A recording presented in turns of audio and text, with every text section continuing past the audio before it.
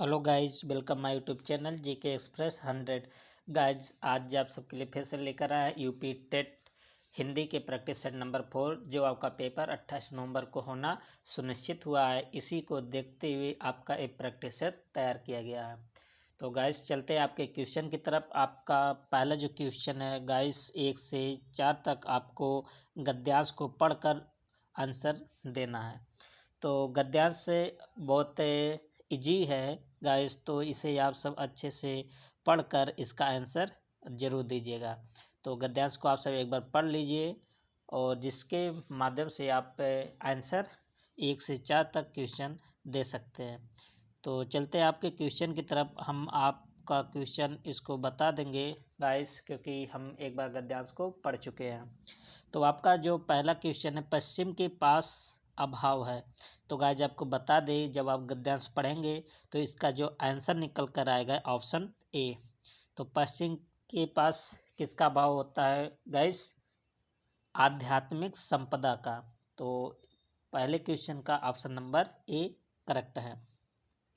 Question number 2, गद्यांश से क्या पूछा गया गाइस? वर्तमान में अध्यात्मवाद सार्थकता प्राप्त कर सकता है। तो वर्तमान समय में अध्यात्मवाद जो सार्थकता प्राप्त कर सकता है गाइस, आपको बता दें, लोकहित भावना से संपन्न होकर। तो इसका जो ऑप्शन नंबर डी निकल कर आएगा, इसका आंसर तो हो जाएगा करेक्ट। क्वेश्चन नंबर 3 है गाइस, भौतिक साधन विपन्नता से मुक्त के लिए आज अनिवार्य है। तो गाइस आपको बता दें कि गाइस, इसका जो आंसर हो जाएगा प्रौद्योगिकी का ग्रहण।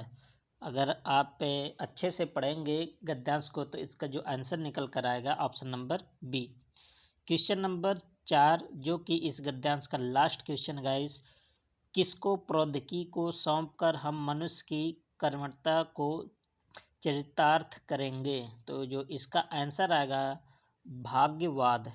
तो आंसर आ गया गाइस क्या? भाग्यवाद। इसका ऑप्शन हो जाएगा correct option A. Question number 5 आपका ग्रामर से रिलेटेड है। निम्न में से संयुक्त व्यंजन कौन सा है? तो गाइस इसका जो ऑप्शन हो जाएगा ऑप्शन डी, स्रा संयुक्त व्यंजन होता है। क्वेश्चन नंबर 6, ग्रंथकार पद में कौन सा समास है? तो गाइज आपको बताना कि ग्रंथकार में कौन सा समास है। तो ग्रंथकार में कौन सा समास है गाइज? तत्पुरुष समास। कौन सा समास? तत्पुरुष। नेक्स्ट क्वेश्चन नंबर 7, अधोलिखित में उपसर्ग होगा।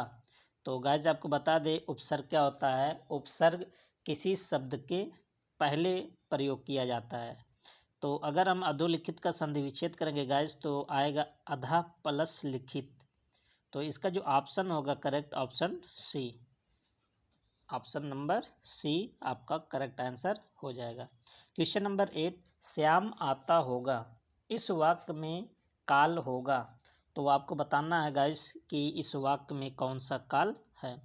तो अगर आप इसे अच्छे से पढ़ेंगे, श्याम आता होगा, इसका मतलब ये निश्चित नहीं है, तो डाउट में है। तो इसका हो जाएगा संदिग्ध वर्तमान काल। तो इसका ऑप्शन हो जाएगा करेक्ट ऑप्शन ए।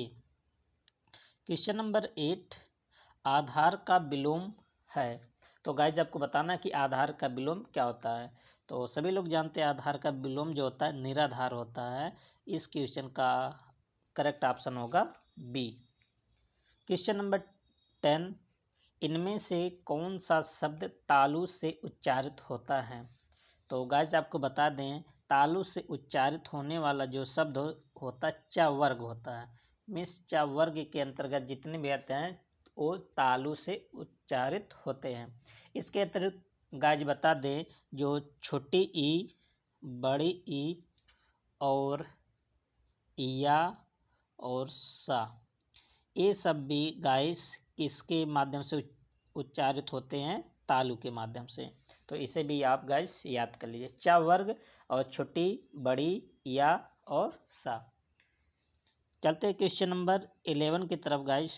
उत्तराधिकार में प्राप्त संपत्ति वाक्यांश के लिए एक शब्द होगा।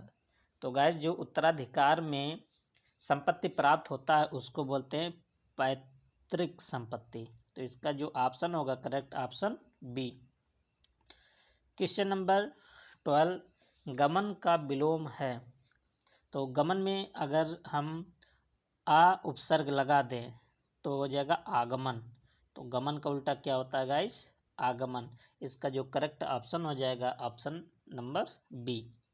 क्वेश्चन नंबर 13, दुष्प्राय में उपसर्ग है। तो आगे अगर हम देखेंगे दुष्प्राय का संधि विच्छेद में तो लिखेंगे दुष् प्लस प्राय। तो इसका ऑप्शन हो जाएगा correct option A. Question number 14 आपका है गाइस, सुधा द्वारा चाय बनाई जाती है। वाक्य में वाच्य है। तो गाइस आपको वाच्य को पहचानना है कि कौन सा वाच्य है। तो किसके द्वारा बनाई जाती है गाइस? सुधा के द्वारा। तो अगर इसमें हम देखेंगे तो कौन सा वाच्य होगा? क्रमवाच्य। Option B is the correct. Question number आपका नेक्स्ट है 15, तद्भव और उसके तत्सम का कौन सा मेल गलत है। तो एक तरफ आपका गाइस तद्भव दिया है और एक तरफ क्या दिया है? तत्सम। तो अगर हम इसे ध्यान से देखेंगे ऑप्शन ए, तो ऑप्शन ए में क्या है गाइस? लौहकार का जो तद्भव होगा गाइस लुहार होगा। बिल्कुल सही लिखा है। और जो सत्य का जो तद्भव होता है क्या होता है? सच। मतलब गाइस सत्य आपका तत्सम है और सच आपका क्या है? तद्भव। और रोना और विलाप करना ये बिल्कुल गलत है, एक दूसरे के तत्सम तद्भव नहीं है। और लवंग का क्या होता है? लौंग होता है। ये क्वेश्चन बहुत बार आया है गाइस, रिपीट हुआ क्वेश्चन। लौंग का क्या होता है? लवंग। एक दूसरे के तद्भव तत्सम है। तो इस क्वेश्चन का जो ऑप्शन होगा करेक्ट ऑप्शन सी इसमें तत्सम तद्भव नहीं है। क्वेश्चन नंबर 16, लेखक और उनकी रचना का कौन सा जोड़ा गलत है। तो पहला आपका ऑप्शन है गाइस धूप के धान। ये किसकी रचना है? गिरिजा कुमार माथुर। बिल्कुल सही है। काव्य विवेक ये चिंतामणि जी की रचना है। प्रेम वाटिका ये रसखान जी की रचना है। लेकिन गाइस जो सूर साहित्य है उम्मती राम की रचना नहीं है। तो जो इसमें सुमेलित नहीं है गाइस वो कौन सा है? Option D. और बता दे गाइस कि जो सूर साहित्य रचना है किसकी है? ये आचार्य हजारी प्रसाद द्विवेदी जी की रचना है जो 1936 में प्रकाशित हुई थी। तो ये आचार्य हजारी प्रसाद द्विवेदी।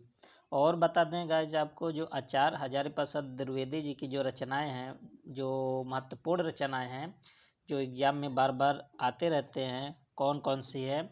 अशोक के फूल ये निबंध है आचार्य हजारी प्रसाद द्विवेदी जी का। कल्पलता, कल्पतारु और बाण भट्ट की आत्मकथा ये सब रचनाएं किसकी गाइस? आचार्य हजारी प्रसाद द्विवेदी जी की। क्वेश्चन नंबर नेक्स्ट 17, कौन सा शब्द भिन्न अर्थ वाला है। तो कौन सा शब्द भिन्न अर्थ वाला गाइस? जैसे जलन, द्वेष, ढाह ये सब अगर हम देखेंगे तो ईर्ष्या से संबंधित है तीनों ABC। लेकिन जो पैडी है ये सबसे अलग है। तो इसका जो करेक्ट ऑप्शन होगा ऑप्शन डी। क्वेश्चन नंबर 18, ठंडा लोहा के रचनाकार हैं। तो गाइस आपको बताना है कि ठंडा लोहा के रचनाकार कौन है। तो आपको बता दे गाइस धर्मवीर भारती जी की रचना है ठंडा लोहा। अगर हम और बात करें धर्मवीर भारती जी की रचनाएं की तो जो महत्वपूर्ण रचनाएं हैं कनुप्रिया, मुर्दों का गांव, स्वर्ग और पृथ्वी, 11 सपनों का देश, गुनाहों का देवता, सूरज का 7वां घोड़ा ये सब रचनाएं धर्मवीर भारती जी की बहुत महत्वपूर्ण रचनाएं हैं गाइस। तो इसे भी आप इतना याद कर लीजिए। और इसमें पहला जो ऑप्शन दिया गाइस आगे, अगर आगे जी का पूरा नाम की बात करें गाइस तो संचिदानंद हीरानंद वात्स्यायन आगे है। और इनकी रचनाएं कौन कौन सी महत्वपूर्ण है गाइस? नदी के द्वीप, कितनी नाव में कितनी बार, ये दोनों रचनाएं इनकी बहुत महत्वपूर्ण है आगे जी की। और महादेवी वर्मा डी ऑप्शन पे जो है इनकी रचना की अगर हम बात करें तो निहार, रश्मि, नीरजा, दीपशिखा, अतीत के चलचित्र, स्मृति की रेखाएं, मेरा परिवार और गिल्लू, ये रचनाएं किसके फ्रेंड्स, महादेवी वर्मा जी की। तो नेक्स्ट क्वेश्चन पर चलते हैं गाइस, क्वेश्चन नंबर 19, कमी का विलोम है। तो कमी का विलोम क्या होता है गाइस, बाहुल्य। तो इसका जो ऑप्शन बनेगा correct option C. Question number 20, व्याकरण की दृष्टि से अशुद्ध शब्द है। तो त्रिकाल एकदम सही है, दक्ष ये भी सही है, उपलब्ध ये भी सही है गाइस। तो यहाँ जो खाट मल दिया है, खाट मल नहीं होता गाइस, एक खटमल होता है। तो इसका जो ऑप्शन होगा correct option A, option A आपका अशुद्ध है। क्वेश्चन नंबर 21, निम्न में से कौन सा युग्म गलत है। एक तरफ मुहावरा दिया है गाइस और एक तरफ उसके अर्थ आपको मिलान करना है। तो पहला जो ऑप्शन है, ढोल के पोल केवल ऊपरी दिखावा, बिल्कुल सही है। ठंडा करके खाओ, धैर्य से काम करो, ये भी सही है गाइस। सांच को आँच नहीं, और एक मुहावरा बहुत बार एग्जाम में पूछा गया, ऑप्शन सी। सच्चा मनुष्य निडर सॉरी गाइस, सच्चा मनुष्य निडर होता है, ये भी सही है। लेकिन जो ऑप्शन डी दिया गाइस, नीम हकीम खतरे जान, इसका अर्थ जान हकीम बन गए, एकदम गलत है। तो जो आपको गलत ही पहचानना था, तो इसका ऑप्शन होगा guys option D. Question number 22 क्या है गाइस, उपमेय में उपमान का आरोप होने पर अलंकार होता है। तो गाइस आपको बता दें कि उपमेय में उपमान का आरोप होने पर कौन सा अलंकार होता है, अपहनुति अलंकार। तो इसका जो आंसर होगा गाइस ऑप्शन बी। यहाँ आपको बता दें गाइस, आपको डाउट हो सकते हैं, क्योंकि रूपक अलंकार में आप इसका चयन कर सकते हैं।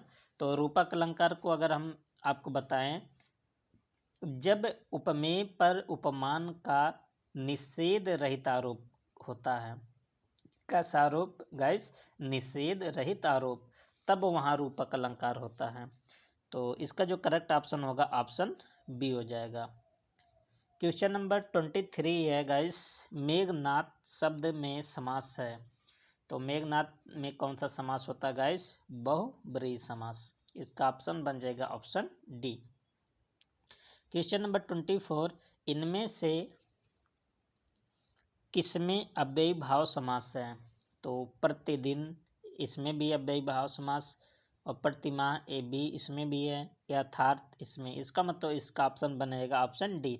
तीनों में ए बी सी में अव्ययी भाव समास है। और कहीं भी अगर प्रति लग जाए और यथा लग जाए शब्द, या बड़ा आ शब्द लग जाए, तो वहाँ पर जान लीजिएगा इस अव्ययी भाव समास होता है। क्वेश्चन नंबर 25, अभ्यास में किस उपसर्ग का प्रयोग है। तो अभ्यास में कौन सा उपसर्ग प्रयोग किया गया गाइस, अभी। तो इसका जो आंसर बन जाएगा ऑप्शन ए। नौका विहार की विधा है। तो नौका विहार की क्या विधा है गाइस, कविता है। तो इसका आंसर बन जाएगा ऑप्शन बी। क्वेश्चन नंबर 27 क्या है गाइस, राजस्थानी की उपबोली है। तो राजस्थानी की कौन कौन सी उपबोली है गाइस, शेखावटी ये भी सही है, किशनगढ़ी ये भी बोली जाती है, और जयपुरी ये भी है। तो इसका जो ऑप्शन बन जाएगा ऑप्शन डी, राजस्थान की तीनों उपबोली के अंतर्गत आते हैं। क्वेश्चन नंबर 28, इनमें से कौन प्राय की दृष्टि से गलत है। तो एक दोनों को आपको पर्यायवाची को सेलेक्ट करना, जैसे अश्व का पर्याय तुरंग भी होता है, तो बिल्कुल ये सही है। शशांक का शशि ये भी सही है, और गृह का मंदिर ये भी सही है। लेकिन जो ऑप्शन नंबर सी दिया है, विष्णु का अर्कजा, ये बिल्कुल गलत है। तो इसका ऑप्शन बनेगा guys option C. Question number 29, मदिरा पीने का प्याला के लिए एक शब्द है। तो मदिरा जिस प्याला से पिया जाता है गाइज उसे क्या बोलते हैं? चषक बोलते हैं। तो इसका आंसर हो जाएगा guys option A. Question number 30 guys, जो कि इस प्रैक्टिस सेट का लास्ट क्वेश्चन है। जब वाक्य समाप्त हो जाता है तो कौन सा विराम चिन्ह लगता है? तो गाइज आपको बता दें, जब वाक्य समाप्त हो जाता है तो लास्ट में पूर्ण विराम का चिन्ह लगता है। तो इसका जो ऑप्शन बनेगा गाइज ऑप्शन डी। तो गाइज यहाँ तक आपका प्रैक्टिस नंबर 4 कंप्लीट होता है। अब मिलते हैं नेक्स्ट प्रैक्टिस सेट में। तो तब तक के लिए guys best of luck. Thank you. जय हिंद।